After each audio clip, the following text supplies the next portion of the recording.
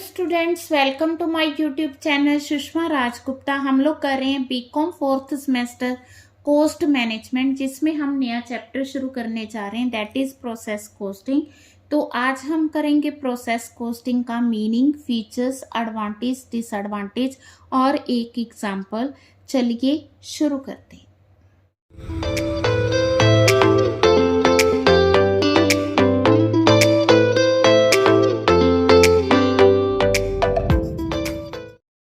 हाँ जी, नेक्स्ट हमारा टॉपिक है प्रोसेस कॉस्टिंग।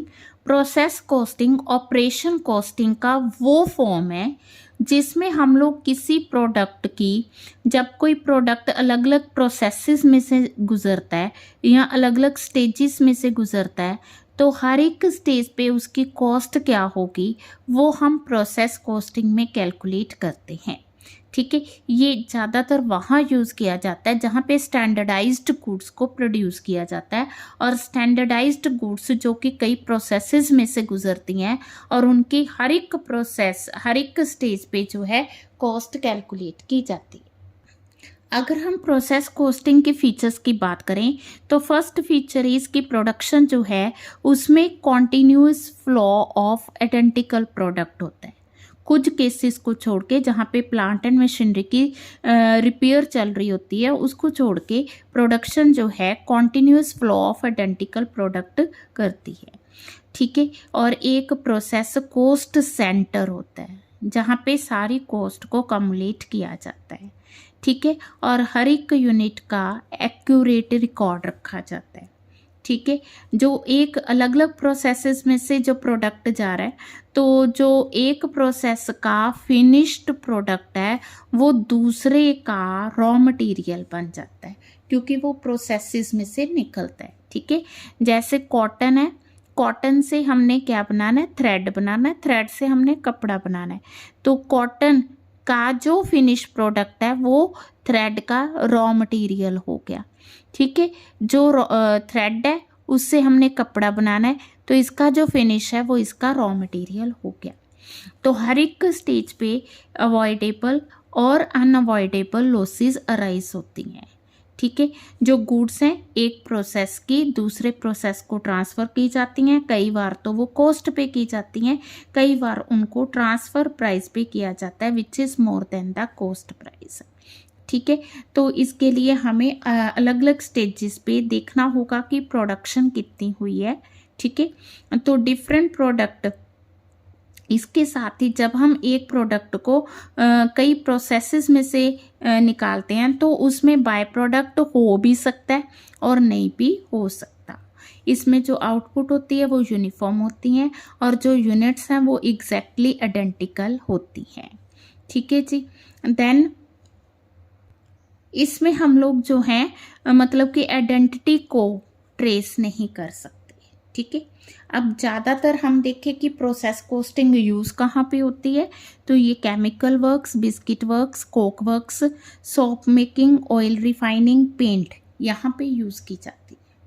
हाँ जी, अगर हम कंपैरिजन की बात करें जॉब कॉस्टिंग प्रोसेस कॉस्टिंग का, तो जॉब कॉस्टिंग जो है हमने किया था कि वो पर्टिकुलर ऑर्डर के अगेंस्ट की जाती है, जबकि प्रोसेस कॉस्टिंग जो है जब प्रोडक्शन कॉन्टिन्यूस फ्लो में करते हैं तो हर एक प्रोसेस की कॉस्ट को कैलकुलेट करना इज कॉल्ड प्रोसेस कॉस्टिंग। ठीक है, हर एक जॉब की जो कॉस्ट है वो अलग से कैलकुलेट की जाती है। इसमें हर एक प्रोसेस की कॉस्ट को कंपाइल करके जो लास्ट में उसकी कॉस्ट कैलकुलेट की जाती है। इसमें क्या होता है कि हर एक जॉब जो है सेपरेट है, इंडिपेंडेंट ऑफ ईच अदर है। इसमें प्रोडक्ट जो है जैसे वो सेकंड प्रोसेस में जाता है वो फर्स्ट का फिनिश सेकंड का रॉ मटेरियल बनता है, तो उसकी जो अपनी आइडेंटिटी है वो कहीं ना कहीं ख़त्म हो जाती है। ठीक है, जब हम टोटल कॉस्ट, किसी भी जॉब की टोटल कॉस्ट को नंबर ऑफ यूनिट से डिवाइड करते हैं तो हमें यूनिट कॉस्ट पता चलती है। ठीक है, जब हम हर एक प्रोसेस की टोटल कॉस्ट को टोटल प्रोडक्शन से डिवाइड करते हैं तो हमें एवरेज कॉस्ट पता चलती है। ठीक है, जहाँ पे जब हमने जॉब कॉस्ट कैलकुलेट करनी है तब करनी है जब जॉब कंप्लीट हो जाए, और प्रोसेस कॉस्ट हमने कब कैलकुलेट करनी, जब कॉस्ट पीरियड ख़त्म हो जाए। जॉब में कोई ट्रांसफ़र नहीं होती, एक पर्टिकुलर जॉब होती है उसकी कॉस्ट की जाती है। इसमें क्या होता है कि प्रोडक्ट जो है एक प्रोसेस से दूसरे प्रोसेस में जा रहा है, तो एक प्रोसेस का फिनिश दूसरे का रॉ मटेरियल बन जाता है, तो वो ट्रांसफ़र होता है। जॉब कॉस्टिंग में कोई वर्क इन प्रोग्रेस नहीं होता, बट प्रोसेस में कुछ ना कुछ वर्क इन प्रोग्रेस होता है। ठीक है, यहाँ पे मतलब कि प्रॉपर कंट्रोल नहीं हो सकता जॉब कॉस्टिंग में। ठीक है, प्रॉपर कंट्रोल इज़ ईजियर। ठीक है, इसमें हमें ज़्यादा डिटेल्स की ज़रूरत होती है, मटेरियल कितना है, लेबर कितना है, क्योंकि हमने जो है overheads on the basis of labour allocate करने हैं और इन्हीं के बेसिस पे हमने जॉब कॉस्ट फाइंड करनी होती है। तो इसमें हमें फ्यू फॉर्म्स की ज़रूरत है, हमें ज़्यादा डिटेल्स की ज़रूरत नहीं है। ठीक है, इसमें जॉब कॉस्टिंग तब की जाती है जब हम गुड्स कस्टमर के ऑर्डर्स के अकॉर्डिंग तैयार करते हैं। ये ज़्यादा की जाती है जब हम स्टॉक पर्पस के लिए गुड्स मैन्युफैक्चर करते हैं। जॉब का एक कॉस्ट सेंटर होता है, कॉस्ट सेंटर हर यहाँ भी होता है, कॉस्ट को कलेक्ट किया जाता है हर एक जॉब के लिए अलग अलग से। इसमें हम प्रोसेस वाइज कैलकुलेट करते हैं। हाँ जी, अगर हम बात करें कि प्रोसेस कॉस्टिंग का फ़ायदा क्या है, तो ये प्रोसेस कॉस्टिंग जो है हमें जो है डिटरमिन करने में मदद करती है। इससे हम यूनिट कॉस्ट भी हर एक प्रोसेस की कैलकुलेट करते हैं। ये बहुत सिंपल और लेस एक्सपेंसिव है। इससे हम मैनेजरियल कंट्रोल कर सकते हैं। ये एक्सपेंसेस को अलोकेट करने में मदद करती है। ये हमें प्रोडक्ट की स्टैंडर्डाइजेशन और प्राइस में मदद करती है। इसका नुकसान क्या है? तो नुकसान ये है कि ये जो कॉस्ट हम लोग काउंटिंग पीरियड के एंड में लेते हैं, ये सिर्फ हिस्टोरिकल वैल्यू देती है, एक्चुअल हमें वैल्यू नहीं पता चलती। और जो वर्क इन प्रोग्रेस है वो हम लोग अकाउंटिंग पीरियड के एंड में कैलकुलेट करना चाहिए, जबकि हम जो है कॉन्टिन्यूस प्रोसेस में लेते हैं। ठीक है, तो इसमें वो कहता है कि सेम प्रोसेस से कई प्रोडक्ट निकलते हैं और हम लोग उसकी कॉमन कॉस्ट कैलकुलेट करते हैं। तो कई तरह की एरर्स होती हैं। ठीक है, एवरेज कॉस्ट फाइंड करना मुश्किल है, ये इसके डिसएडवांटेज है। ठीक है, अगर हम बात करें कि प्रोडक्ट कॉस्ट के एलिमेंट क्या है, हमने पहले भी किया था। सबसे पहला एलिमेंट तो इसमें मटीरियल आता है, सेकंड इसका एलिमेंट बनता है लेबर और थर्ड बनता है प्रोडक्शन ओवरहेड। ठीक है, जो लेबर है वो कई कॉस्ट ऑफ प्रोडक्शन का बहुत छोटा पार्ट है।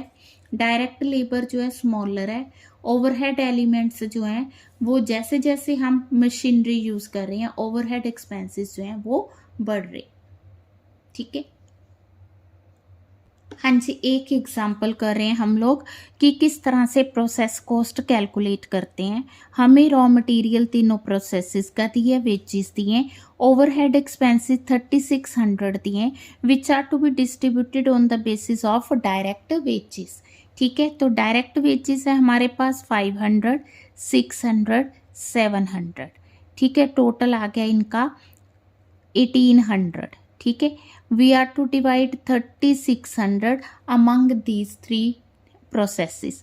तो ये 1800 डबल हो गया, तो इसका डबल 1000 आ गया, इसका डबल 1200 आ गया, इसका डबल 1400 आ गया। तो ओवरहेड हम इस तरह से डिवाइड करेंगे। तो किस तरह हमने प्रोसेस अकाउंट बनाना है वो देखते हैं। हाँ जी, एक और इम्पॉर्टेंट बात कि इसकी जो आउटपुट है वो 1000 kg है। ठीक है, तो हमने जब पर यूनिट निकालनी है तो हमें पता होना चाहिए कि कितनी आउटपुट है। If 10% is lost in the storage, what is the selling price? If we want to have a profit 33 1/3% on selling price. हाँ जी, सबसे पहले हम ले रहे हैं क्या, प्रोसेस ए। जब हम प्रोसेस ए ले रहे हैं तो इसमें हमारे पास सबसे पहले आ रहा है मटीरियल। अभी मैंने आपको बताया मटेरियल 1150 है और मैंने बताया कि आउटपुट हमारी 1000 है। 1000 है तो रेट पर यूनिट आ गया 1.50, 1000 से डिवाइड करके। फिर आगे वेजेस, वेजेस है हमारे पास 500, तो ये आगे 0.50। फिर आ गया ओवरहेड, ओवरहेड आगे हमारे पास कितने, ओवरहेड अभी मैंने कैलकुलेट किए, डबल ऑफ दिस वेजेस 1000 और पर यूनिट 1 रुपी। ठीक है, और हमारे पास कोई इंफॉर्मेशन नहीं है, तो जो प्रोसेस ही है उसका जो फिनिश्ड प्रोडक्ट है उसको हम क्या करेंगे, उसको हम बी में ट्रांसफ़र कर देंगे। 2.65 उसकी पर यूनिट कॉस्ट आ गई, ये टोटल कॉस्ट आ गई।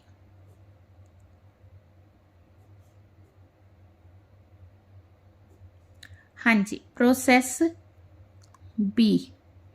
प्रोसेस बी में आ गया हमारे पास टू प्रोसेस ए 2.65 2650, 2 आ गया material 1050 1.05, 2 wages 600 given in the question, 2 overhead मैंने बताया आपको कि ये इसका डबल है ना, तो 1.2 आ गया बाय प्रोसेस सी। बहुत सिंपल क्वेश्चन, ठीक है जी, कर भी हम सिंपल रहे हैं, है भी सिंपल है। तो 5.5 ये आ गया 5500, डन। देन आ गया हमारा प्रोसेस सी। प्रोसेस सी में हम लोग क्या करेंगे, उसी तरह से to process B 5.5 5500, 2 material 700.7, 2 wages 700.7, 2 overhead कितना आएगा इसका डबल, ठीक है 1.4 हमने कैलकुलेट किया था। अब जितने प्रोसेस होने थे हो गए, अब जो बनेगा वो फिनिश स्टॉक होगा। कितने का बनेगा 14 इसका सॉरी टोटल करके 8300 आया, पर यूनिट 8.3 आ गया, तो 8300 8.3 करके 8.3 और 8300। हाँ जी, हमारी जो आउटपुट थी दैट वाज 1000 यूनिट्स। अब उसने शुरू में कहा, मैंने पढ़ के दिखाया आपको कि इसका 10% लॉस्ट होगा। लॉस कितनी होगी 10%, इट मीन्स आउटपुट कितनी आएगी हमारे पास 900 यूनिट्स। और टोटल कॉस्ट कितनी है हमारे पास, कॉस्ट है 8300, यूनिट्स कितनी है 900, तो पर यूनिट कितना आ गया 9.22। अब हमने सेलिंग प्राइस डिसाइड करना है। सेलिंग प्राइस था 33 1/3% ऑन सेल, ठीक है जी। अगर हम इसको करें 33 99 100, ये बन गया 100/300, 1/3 ऑन सेल्स। याद है, अगर सेल का 1/3 है तो कॉस्ट का क्या होगा 1/2, ठीक है। तो हमारे पास कॉस्ट है 9.22, प्रॉफिट लेंगे हम इसका 1/2, 1/2 आ गया 461, ठीक। और हमने जो प्राइस डिसाइड करना है वो होगा 13.83। तो ये बहुत ही सिंपल क्वेश्चन प्रोसेस का। नेक्स्ट वीडियो में हम लोग प्रोसेस का ही प्रोसेस लॉसेस करेंगे, normal process loss, abnormal process loss. सारी वीडियोस को अच्छे से देखना है, क्वेश्चन की साथ साथ प्रैक्टिस करनी है। वीडियो अच्छी लगी तो लाइक करना है और ज़्यादा से ज़्यादा शेयर और सब्सक्राइब करना है। Thank you.